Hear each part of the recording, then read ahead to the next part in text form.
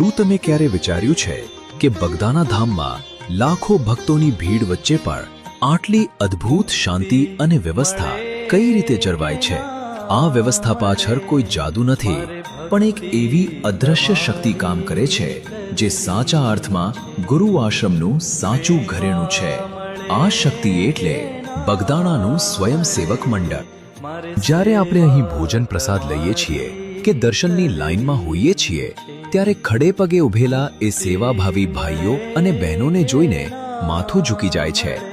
તમને જાણીને નવાઈ લાગશે કે આ કોઈ નાના સૂના આંકડા નથી.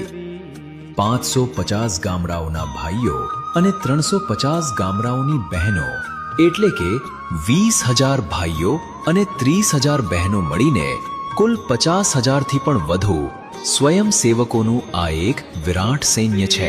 મળે કે ના મળે, મારે ભક્તિ તમારી કરવી છે, મારે સેવા તમારી કરવી છે.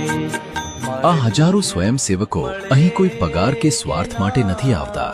તેમને જે તારીખ ફાળવવામાં આવી હોય તે દિવસે તેઓ ટાઢ, તડકો કે વરસાદ જોયા વગર હાજર થઈ જાય છે. એટલું જ નહીં, સેવા કરવા આવવા માટેનો ખર્ચ પણ તેઓ જાતે જ ઉપાડે છે અને પોતાના વાહનો લઈને આવે છે. આમ તન, મન અને ધનથી સેવા કરતું આ મંડળ માત્ર વ્યવસ્થા જ નથી સાચવતું, પણ પૂજ્ય બાપાના સેવા પરમો ધર્મના સંદેશને જીવંત રાખે છે. બગદાણા આશ્રમની આ ચેતના અને સાચા સેવકોને આપણા કોટી કોટી વંદન.